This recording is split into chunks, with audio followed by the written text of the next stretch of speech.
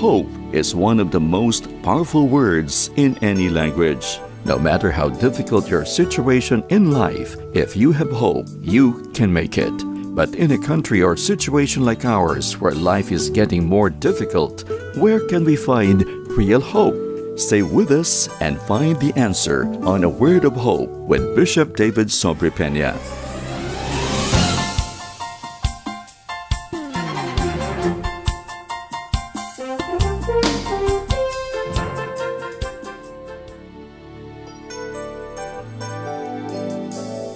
Abraham's faith is put to the ultimate test in Genesis chapter 22, verses 1 to 8, when God orders Abraham to sacrifice his beloved son Isaac, the promised heir. Abraham demonstrates his strong faith and submission to the Almighty by reaffirming that God will provide even when Isaac questions why there isn't a lamb. Bishop David Sobrepena helps us understand how the passages relate to our daily lives. Turn your Bibles with me to the book of Genesis, chapter 22, verse 1 hanggang verse 8. Sometime later, God tested Abraham. He said to him, "Abraham, here I am," he replied. Then God said, "Take your son, your only son, whom you love, Isaac, and go to the region of Moriah. Sacrifice him there as a burnt offering on a mountain I will show you." Early the next morning, Abraham got up and loaded his donkey. He took with him two of his servants and his son Isaac. When he had cut enough wood for the burnt offering, he set out for the place God had told him about. On the third day, Abraham looked up and saw the place in a distance. He said to his servants, "Stay here with the donkey while I and the boy go over there. We will worship and then we will come back to you." Abraham took the wood for the burnt offering and placed it on his son Isaac, and he himself carried the fire and the knife. As the two of them went on together, Isaac spoke up and said to his father Abraham, "Father." "Yes, my son," Abraham replied. "The fire and wood are here," Isaac said, "but where is the lamb for the burnt offering?" Abraham answered, "God himself will provide the lamb for the burnt offering, my son." And the two of them went on together. I would like to share with you a message entitled, "Giving and Doing Our Best to God." Have you ever done that in your life? Giving and doing our best to God. Now let us look at the example of Abraham and learn a great spiritual principle. And that principle says, when we give and do our best to God, He rewards us with His best. Kami ni Sister Nelly ay naglakbay sa mga syudad na hindi naming nakita sa iba't ibang lupalop ng mundo. Doon sa may malapit sa Sahara Desert, doon sa Morocco, Tangier, sa mga ancient cities. Noong mga araw, nandoon pa sa Spain, yung mga lugar sa Spain na hindi namin napuntahan. At paraan sa France at Amerika. Lingid siguro sa kaalaman ng karamihan, yung pong mga pasahe na yon, yung airfare namin, kung kwan po, ay libre po lahat yon. Mga rewards at mga awards. Hindi po namin ni kusing, wala po kaming binayaran sa airlines. Nilibre po kami ng Delta Airlines, ng Air France, ng Korean Airlines, KLM, at marami po mga biyahe kami, kung pumupunta kami sa iba, na libre po yung pasahe. Okay, magtataka na, baka sa isipan ng iba, naku, ang laki-laki na ginagasto ni Pastor Dave, yan. At kuminsan, napapabor din po ako, nailalagay ako sa business class, pero libre po yon. Bakit?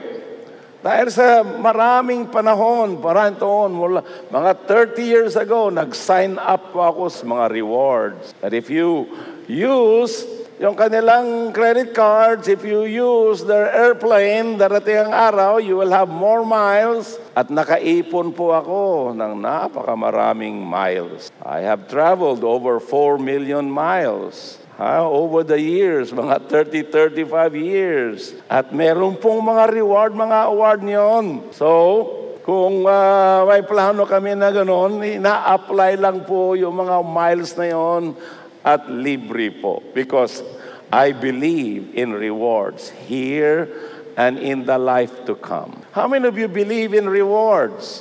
That God rewards His children. Ganyan din po dito kay Abraham, na pagkatapos po na ginawa niya yung sinabi ni God sa kanya, will we give and do our best to God, He rewards us with His best. Even today. Ito'y napakahalagang prinsipyo bilang isang Kristiyano. Even today, God calls for our best and deepest love and devotion. Even today, our love to God must be higher than our love to friends and family. Ito po'y napakahalagang bagay na prinsipyo bilang isang Kristiyano. Sabi po sa Luke chapter 14 verse 26, if anyone comes to me and does not hate his father and mother, wife and children, brothers and sisters, yes, and his own life, also he cannot be my disciples. Ang ibig sabihin lang yan, kung ikukumpira mo ang relasyon mo kay Jesus Christ sa Diyos, sa relasyon mo sa iyong mga magulang at mga kapatid, parang ang diferensya ay night and day. Hindi naman kailangan na, hindi naman sinasabi na kamuhian mo ang nanay at tatay mo. Kasi sabi ng Bible, honor your father and mother. Pero dahil sa pag-ibig mo sa Diyos, kung minsan, nami-misunderstood ng mga mahal mo sa buhay, on this earth, nanay at tatay mo, na parang hindi mo na sila binibigyan ng panahon that you do not love them. But that's not the case. Jesus is just giving a contrast na siya muna ang number one. Your relationship to God must be higher. Your love to God must be higher than our love to friends and even to family. Lalong-lalo na kung yung mga member ng pamilya ninyo, hinahadlangan kayo na maglingkod sa Panginoon. Then you must obey God rather than men. Because that is the first and most important commandment, to love God with all our hearts, with all our strength, with all our soul. Now, our love to Christ must be higher than our love for self. Sa Mark chapter 8, verse 34 to 36, ganito pong sinabi ni Jesus, when He had called the people to Himself with His disciples, also He said to them, whoever desires to come after me, let him deny himself and take up his cross and follow me. For whoever desires to save his life will lose it, but whoever loses his life for my sake and the gospel's will save it. For what will it profit a man if he gains the whole world and loses his own soul? Ngayon, we are living in a world where, yung sabi nga nila, me generation, na mas importante ang aking sarili. We are living in that generation, lalo na generation ng natawag nilang Gen X, Generation X, o Generation Y, o yung mga millennials. There's so much selfishness, me and my and mine. But if you are a follower of Jesus Christ, kung tunay ka na follower ng ating Panginoon, then Christ must be higher than your love for self. Kasi hindi naman sabi ng Panginoon na kamuhian mo ang iyong sarili. No, you shall love your neighbor as you love yourself. You shall love God first, and then love your neighbor as yourself. The Word of God teaches self-love. Pero yung ating self-love, yan ang self-love natin, ay nakikita mo everyday, nakihilamos ka, naliligo ka. That's part of self-love. Kung wala kang self-love sa sarili mo, bahala na kung yung buhok ko, burara. Nagpunta pa ako sa dentista, bahala na kung malagas lahat ang ngipin ko. Ang kinaiinisan ko na makita ako na bungi ako. Hindi niyo ako makikita publicly na bungi. Kasi ayaw ko na mabungi ako. Kung okay lang sa inyo yun, okay lang. Tumatawa kayo na walang ngipin sa harap. Pero ako, hindi pwede. Dahil you have love for yourself. Kumakain tayo. But our love to Jesus Christ is higher than our love for ourselves. Kasi kung i-baby natin yung ating sarili, ating love, ano mangyayari? Mas gusto mong matulog ng linggo kaysa magising, magbihis, pumunta ng church, and you're coming early in the morning. When the weather may rain or not, it shows that you love the Lord. Can you say amen? Give the Lord a big clap of praise. Nag-effort tayo. Yan ang sinasabi ng Panginoon. He that loveth his life will lose it. To the point na wala siyang panahon sa kanyang kaluluwa, sa kanyang pangangailangan ng kanyang buhay. Even today, God calls for the best of our gifts. Hindi lamang yung the best of our devotion, yung ating love sa Panginoon. Ang isa pang bagay ay God is calling for the best of our gifts. Dito sa Matthew chapter 26, verse 6 to 7. And when Jesus was in Bethany, at the house of Simon the leper, a woman came to him having an alabaster flask of very costly fragrant oil. And she poured it on his head as he sat at the table. So sa verse 13, ano po sinabi ni Jesus patungkol sa gift na ginawa ng babaeng ito sa ating Panginoon? Assuredly I say to you, wherever this gospel is preached in the whole world, what this woman has done will also be told as a memorial to her. Yung binigay niya sa Panginoon ay yung pinakamahal, yung pinakamainam na pabango, na fragrant. In another episode, nakita ni Judas, kininiticize niya, Lord, itong ginawa ng babae is a waste. Kasi ang equivalent ng perang yon ay ilang libong dolyar yung pabangong yon. In today's market, binuhos niya lang sa ating Panginoon. Alam niyo, pumunta ka dyan sa store. Meron din sila mga kulon, pero mumurahin lang yon. Mga alkolon. Merong mga murang kulon. How many of you know that? 100 pesos o less. Meron ding mga 500 pesos. Mahal-mahal.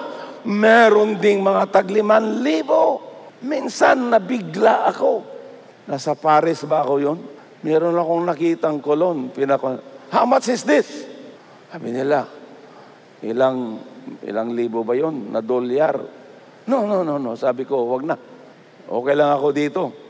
Sa $200, okay na. $300. Pero yung binigay ng babae, yung pinakamahal nung panahon ni Jesus. She gave her best gift to the Lord. And the disciples gave their best in order to propagate the gospel. Ano pong sinabi nila? Sa Mark chapter 10 verse 28, sabi ni Pedro, Lord, we have left all and followed you. Lord, we have left all and followed you. And then in Matthew, what shall we have therefore? And of course, may pangako ang Panginoon na mas higit pa ang ibibigay ni Lord sa kanila kaysa yung the best na ipinagkaloob nila sa Panginoon. That's how this principle works. The greatest work on earth is the work of God's kingdom. When God calls you to serve Him and to give to His cause, obey the Lord. Yung prompting ng Holy Spirit, sapagkat dumarating sa atin from time to time in a church service or in a time of prayer or even habang nagdala-drive kayo o kaya nasa bahay kayo at kayo'y nagmumuni-muni ayon sa salita ng Panginoon, sa mga napapakinggan ninyong mga mensahe o nakakarinig kayo ng awitin na mayroong prompting ang Holy Spirit sa iyo na ito ang ibigay mo sa gawain ng Panginoon. Ito ang gagawin mo para sa Panginoon. Nagkakaroon yung conviction na yon. And then when that conviction comes to your heart, you do it. Huwag mong gulangan ang Panginoon sapagkat pag ginugulangan mo ang Panginoon sa buhay mo, sa iyong mga pagkakaloob, sa iyong paglilingkod sa Kanya, ang corresponding din yan. Magugulangan din ang iyong mga bendisyon, mga pagpapala. Because the Bible says, with what measure you measured, it will be measured back to you. So let us make it our top priority to serve the Lord. Now, balikan natin si Abraham. The second is the commitment of faith. The commitment of faith. Kanina, the test of faith. Dito tayo tinitesting ng Panginoon to give the best of our love and devotion and our gifts and commitment to the Lord. E naman, makikita natin sa example ni Abraham, the commitment of faith. Kasi sinasabi sa chapter 22, verse 3 to 8, so Abraham rose early in the morning, saddled his donkey, and took two of his young men with him, and Isaac his son, and he split the wood for the burnt offering, and arose and went to the place of which God had told him. Then on the third day, Abraham lifted his eyes and saw the place afar off. Can you imagine? Napakahirap yung hinihingi ng Diyos, yung iniutos ng Diyos kay Abraham, na kanyang i-offer yung kanyang anak na si Isaac. Kung ako siguro yun, nako, siguro magigising ako ng late ng umaga. O kaya magmamaktol ako, magdadabog ako, magiging late ako. Pasensya ka na, Panginoon, iniisip ko pa ito. Kung, ang dami mong mga dahilan. Alam mo, sabi nila, pag ayaw, maraming dahilan. Pag gusto, may paraan. What kind of Christian life are you having today? Ikaw ba yung maraming dahilan kung bakit hindi ka makapag-volunteer ng mga gawain ng Panginoon? Hindi mo magawa-gawa yung iniutos ng Panginoon ng prompting ng Holy Spirit sa iyo. Pag hindi mo ginawa yon, ikaw din ang malulugi niyan. So, he woke up early in the morning to obey the Lord. Sa verse 6, so Abraham took the wood of the burnt offering, laid it on Isaac his son, and took the fire in his hand and a knife, and two of them went together. So here is Abraham's willing response. He deliberately obeyed God kahit na napakahirap yung ipinapagawa ng Panginoon sa atin. I doubt na God will do that again. Because there's only one father of faith, say Abraham. I don't think God is going to ask you to do that. But He's going to ask you something sometimes hard to do.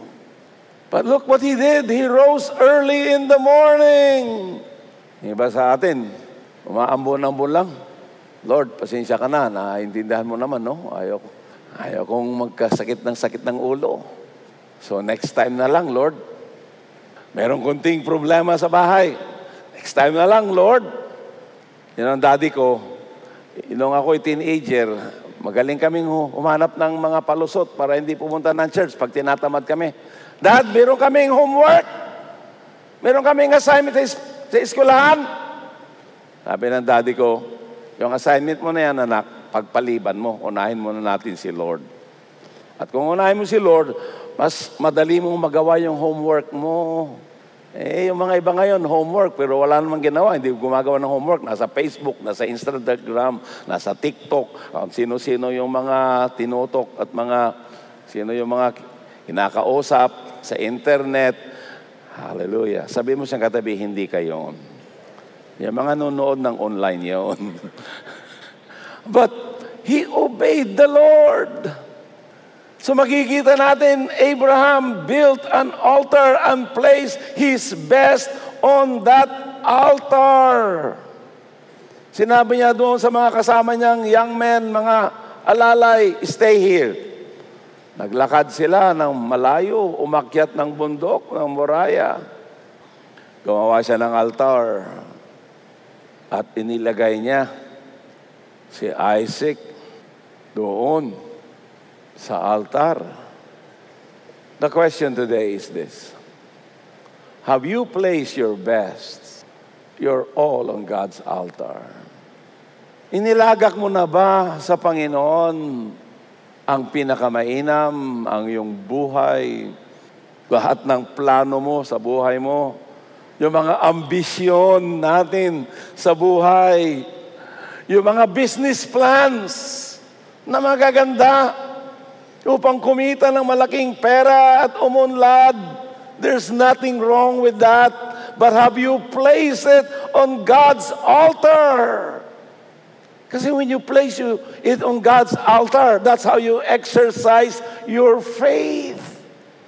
Kaya yung tinanong ni Isaac sa tatay niya, tay, merong wood, merong fire kang dala, merong kang knife, saan ang sacrifice? Ano ang sagot ni Abraham? Sabi niya, God will provide, my son.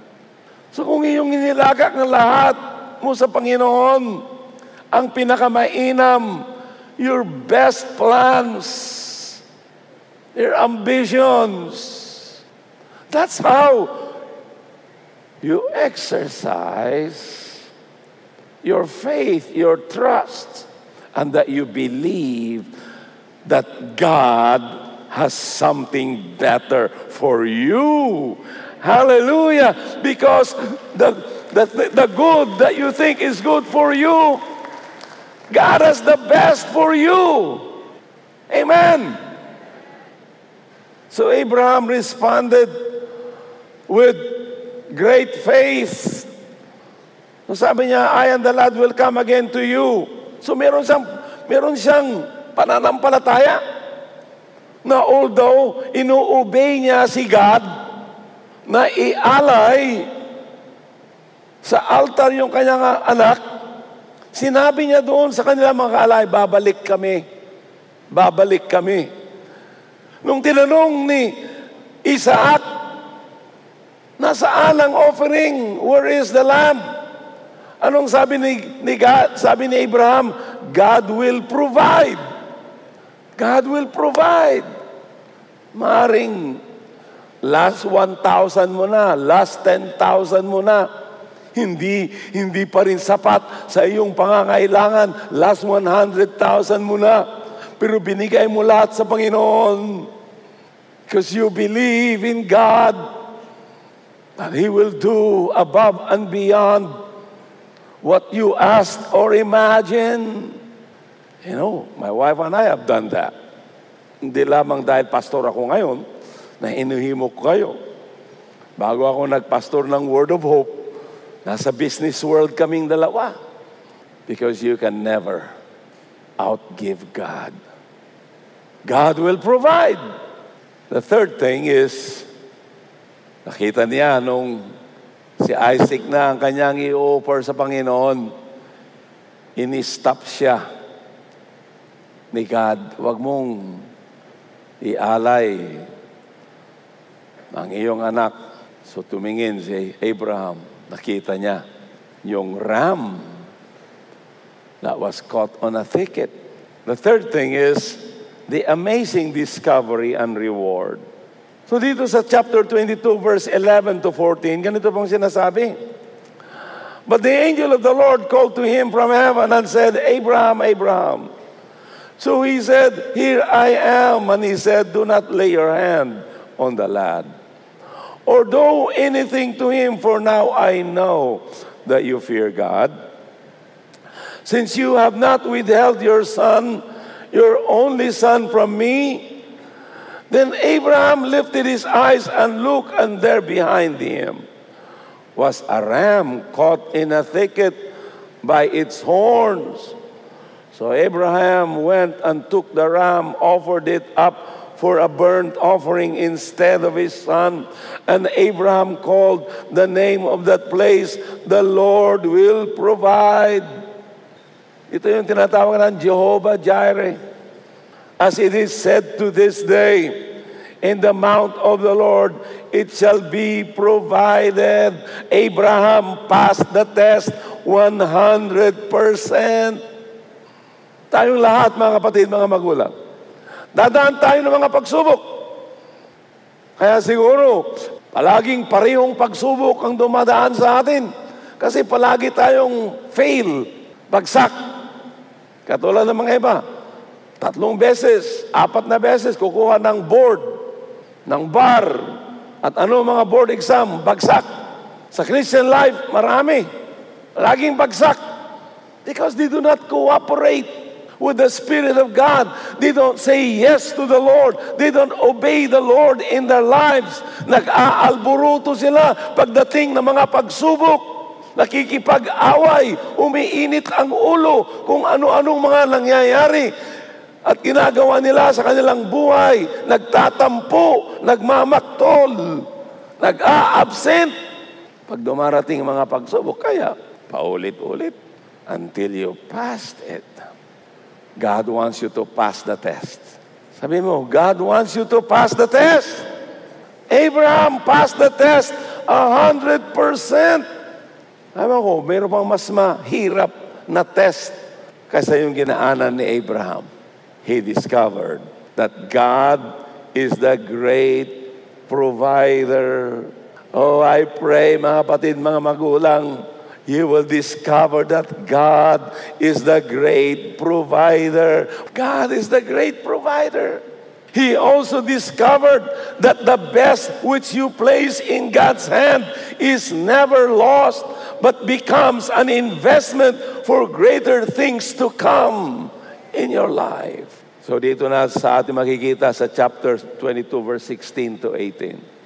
And he said, si God na nagsasabi kay Abraham, "By myself I have sworn, says the Lord, because you have done this thing and have not withheld your son, your only son, I will bless you, and multiplying, I will multiply your descendants as the stars of the heaven, and as the sand which is on the seashore.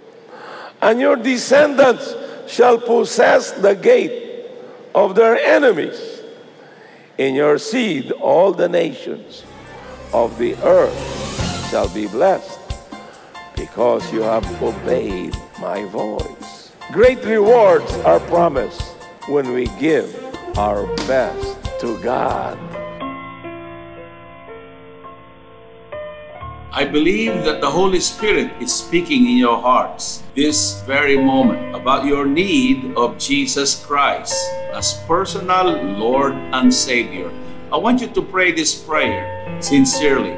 Lord Jesus, patawarin mo po ako sa aking mga kasalanan. Tinatanggap kita bilang sarili kong tagapagligtas at Panginoon ng aking buhay. Ako po ay naniniwala na ikaw ay napaako sa krus dahil sa aking kasalanan, namatay subalit na buhay na maguli upang bigyan ako ng bagong buhay at pag-asa sa buhay na walang hanggan.